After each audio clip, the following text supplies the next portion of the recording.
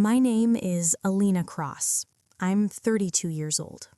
My mother, Vivian Cross, didn't come to my wedding. She didn't pretend to be sick. She didn't send flowers. She didn't even text afterward. She'd already made her position clear. I was marrying Noah Cross, a junior urban planner with student loans, rented suits, and ideas that didn't impress people who measure worth in square footage. To my mother, Noah wasn't just poor, he was embarrassing.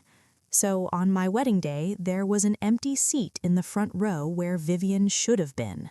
People whispered. I smiled anyway. Noah squeezed my hand like he understood the cost and was willing to pay it with me. After that, we were erased. No family holidays, no check-ins, no inheritance talk, and slowly, quietly, things around us began to close. Noah's projects stalled, funding disappeared, promises were made and then retracted without explanation. It felt coordinated, but proving that kind of thing is almost impossible. We learned to live smaller.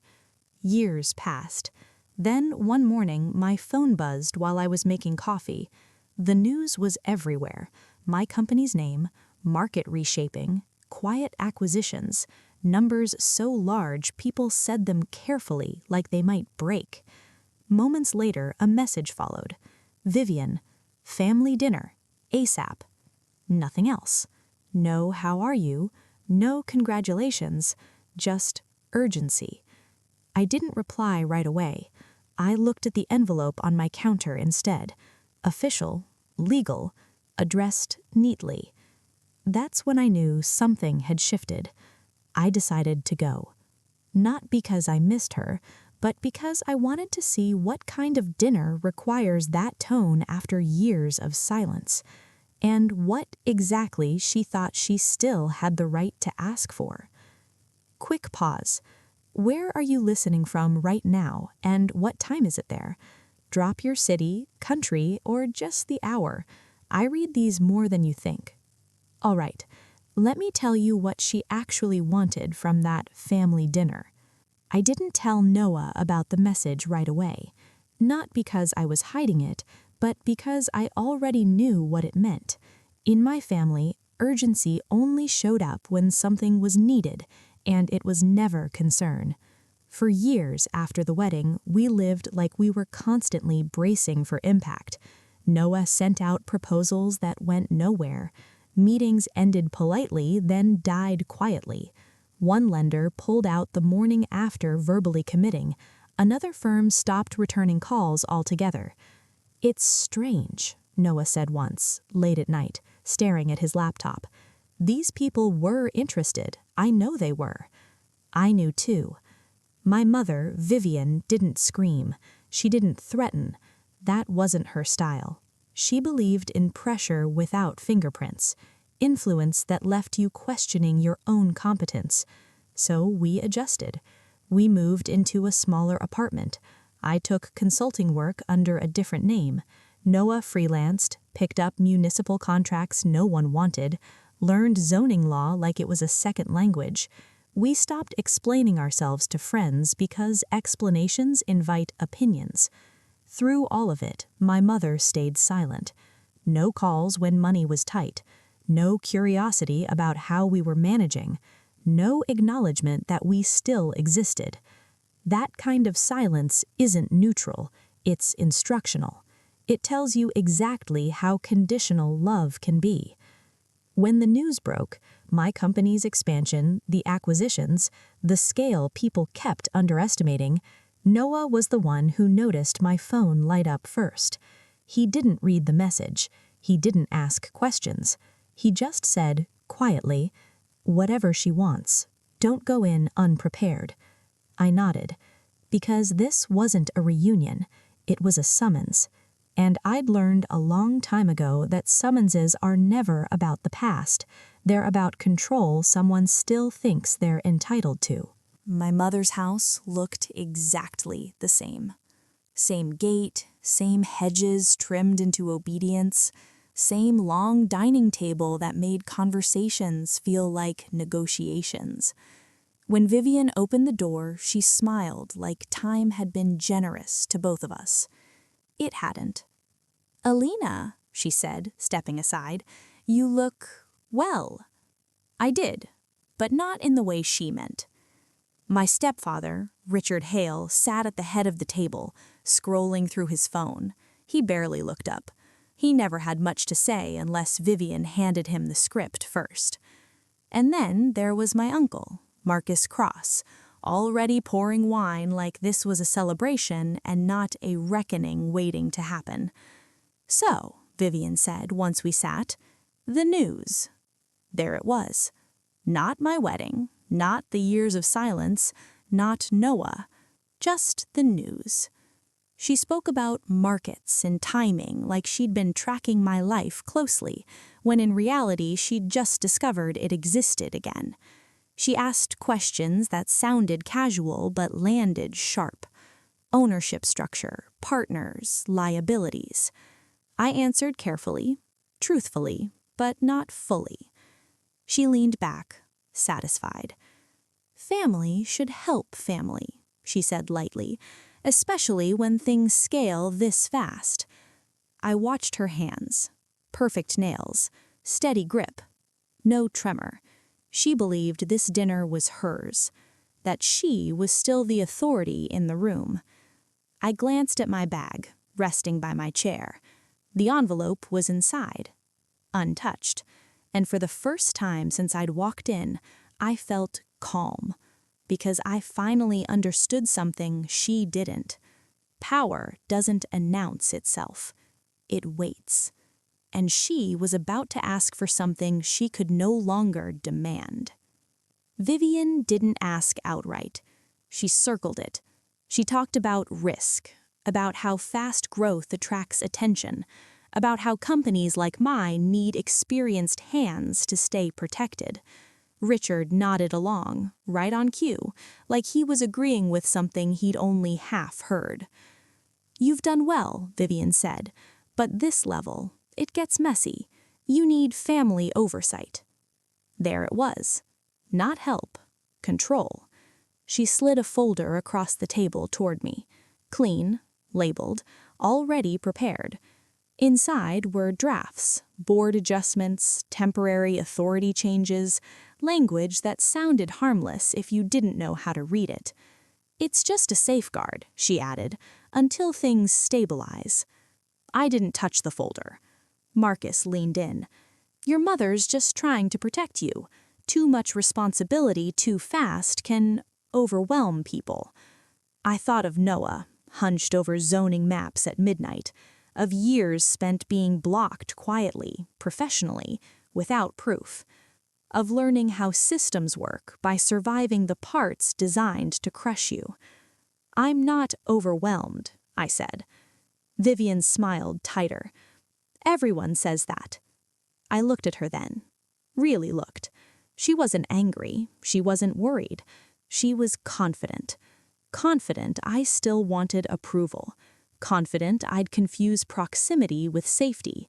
Confident I'd hand back control just to keep the peace. She reached for the folder again. "Sign tonight. We'll keep this simple." I finally placed my hand on my bag. Not yet. Because the problem wasn't the paperwork. It was the assumption behind it. And assumptions are dangerous when they're outdated. I didn't argue. That seemed to confuse Vivian more than resistance would have. She waited for panic, for defensiveness, for the version of me that used to explain herself into exhaustion. When none of that came, she tried a different angle, concern. "You've been under pressure," she said gently. "This kind of growth can affect judgment." There it was, the implication wrapped in kindness. Richard finally looked up. "Your mother's just saying, maybe it's time to slow down." I nodded once. "I already did." They blinked. "What do you mean?" Vivian asked. "I slowed down years ago," I said. Back when doors kept closing without explanation, when funding vanished overnight, when Noah's name stopped getting callbacks. Her expression didn't change, but something behind it did. Marcus shifted in his seat. "That was business," he said. "So was this," I replied. I reached into my bag, but I didn't pull out the envelope yet. Instead, I placed my phone on the table and slid it toward her. One screen, one line highlighted, dates, entities, a structure she didn't recognize. Vivian frowned. "What is this?" I said. "A holding layer, one that predates the expansion you're reacting to." She laughed once dismissively. "Alina, don't play games," she said. "I'm not," I said. "I learned from watching you." Silence fell. Not dramatic, but heavy. The kind that comes when someone realizes the room has rules they didn't write. Vivian leaned back slowly. For the first time that night, she wasn't advising, she was calculating. And that's when I knew the dinner had reached the point of no return. Vivian recovered quickly. She always did. "Let's not complicate this," she said, folding her hands. "We're talking about alignment, about protecting the family." I finally opened the envelope. I didn't slide it across yet. I just set it on the table, centered, like a punctuation mark. "This house," I said calmly, "isn't protected the way you think it is." Richard stiffened. Marcus stopped swirling his wine. Vivian's smile thinned. "Excuse me?" I continued. "You refinanced 3 times in 4 years. Short-term instruments, variable clauses, all routed through entities you assumed were friendly." She stared at me now, really stared. "What are you implying?" she asked. "I'm saying," I replied, "that when you tried to make Noah's life impossible, you taught me something valuable." I finally slid the envelope toward her. Inside, an eviction notice. Clean, legal, dated. Marcus swore under his breath. Richard's face went pale. Vivian didn't open it right away. She just looked at the front page, then up at me. "You wouldn't." I already did. The room felt smaller. "You don't own this house free and clear, and the entity that now does answers to me." She stood abruptly. "You did this out of spite." "No," I said. "I did it out of necessity. You made survival conditional. I made it permanent." For the first time, the woman who controlled every room she entered had no move left. Power hadn't left loudly. It had simply changed hands. And she'd felt it too late. Vivian sat back down slowly.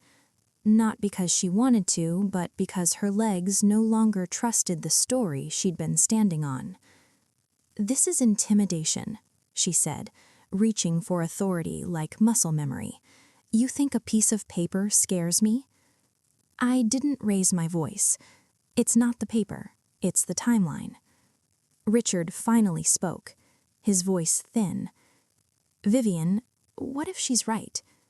She shot him a look sharp enough to cut glass. "Stay out of this." But it was already too late for that. Marcus leaned forward, reading the notice now, color draining from his face. "This entity," he said carefully, "is the same one that backed your last refinance." I nodded. "And the one before that." Vivian's composure cracked, just slightly, enough. "You planned this," she said. "Yes," I answered, quietly, over years, the same way you blocked Noah, the same way you waited for us to break. Her mouth opened, then closed again. "You invited me here thinking you could still dictate terms, that I'd be grateful for guidance, that I'd hand you control to earn something you've never offered freely." The room was silent now. No wine, no plates, no pretense. "What happens next?" Richard asked. I stood. "Next, you vacate, according to the notice." Vivian whispered my name like it was a threat. "It's just Alina now. You don't get to summon me anymore." As I walked toward the door, something unexpected happened. Control didn't fight back. It collapsed. And behind me, the house that had once ruled my childhood fell completely quiet, finally understanding it no longer belonged to the woman who built her identity on ownership. The air outside felt colder than it should have. I stood on the front steps for a moment, keys in my hand, listening to the door behind me stay closed. No footsteps, no last words, no chase. That was new. Noah was waiting in the car. He didn't ask questions when I got in. He just reached for my hand and squeezed once, grounding, steady, like he always had been when things got heavy. "Done?" he asked. "Yes," I said, and meant it. The next weeks unfolded quietly. Legal notices delivered, timelines enforced. Vivian tried to stall through intermediaries, lawyers, family friends, people who suddenly remembered my number, but none of them could change what had already been set in motion. She'd built her life on proximity to power. I'd built mine on control of it. Richard moved out first. Marcus stopped returning calls. The house went up for transitional management, emptied of the authority it once radiated. Vivian's name disappeared from the places it used to dominate. No public collapse, no headlines, just irrelevance. At work, things stayed steady. That mattered to me. Systems held, teams worked, projects moved forward. The empire didn't wobble because it hadn't been built on fear. At home, Noah cooked dinner like nothing monumental had happened. We talked about zoning disputes and what we'd do with a free weekend. Normal things. Later that night, I realized what surprised me most. I didn't feel triumphant. I felt finished. Finished negotiating my worth. Finished absorbing consequences meant for someone else. Finished answering to a voice that confused control with care. Power, I learned, isn't loud when it's real. It just changes the room and leaves. Vivian stopped calling after that. Not dramatically, not with a final message or a threat wrapped in guilt. She just vanished. The kind of disappearance that tells you someone has finally run out of angles. People asked questions, of course. Old acquaintances, distant relatives who suddenly felt entitled to context. I gave them none. When power collapses quietly, explanations only reopen doors you worked hard to close. Noah and I stayed where we were. Same apartment, same routines, same habits we'd built when we had nothing but each other and a stubborn refusal to go under. The difference now was choice. We weren't surviving anymore, we were deciding. He got a call one afternoon from a city office that had ignored him for years. A project reopened. No apology, no acknowledgement of what came before, just momentum restored. I smiled when he told me, not because of the win, but because it proved something we'd always known. Obstacles built by people disappear the moment they lose incentive to maintain them. At work, I stopped hiding behind intermediaries. I used my name, took meetings openly, let the scale speak for itself.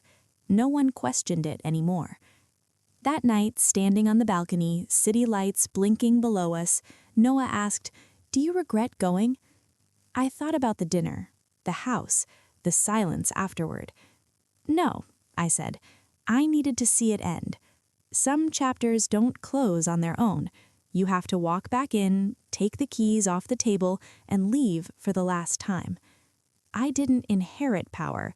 I reclaimed it, and this time it stayed exactly where I put it. People assume this kind of ending feels dramatic, like there's a rush, like something clicks into place and suddenly everything makes sense. It doesn't. What it feels like is quiet, the kind of quiet that settles after a storm you didn't realize you'd been bracing for your whole life. The kind where your shoulders drop without you telling them to, where your phone stops feeling like a threat. Vivian used to believe ownership meant control, that if she could touch it, finance it, influence it, she could shape it. She was wrong. She never owned my obedience. She never owned my marriage. She never owned my future. She just assumed she did because I'd never challenged the assumption before. Noah and I went home that night like it was any other evening. We ordered takeout, we talked about nothing important. That mattered more than any victory speech could have. The empire kept growing, steadily, quietly, without needing anyone's approval. And my mother faded into the background of a life she no longer had access to. Here's the truth people don't like hearing. Abusers don't lose power because you confront them emotionally. They lose it when you outgrow the system they rely on to hurt you. I didn't beat my mother. I made her irrelevant. And if you're listening to this stuck between loyalty and survival, hear this clearly. You don't owe access to someone just because they raised you. You don't owe obedience to someone who tried to break you. And success doesn't need witnesses to be real. Sometimes the strongest move is walking away with the keys and never explaining why again. Like and subscribe if you want more stories like this. Quiet power, real consequences, and people finally choosing themselves.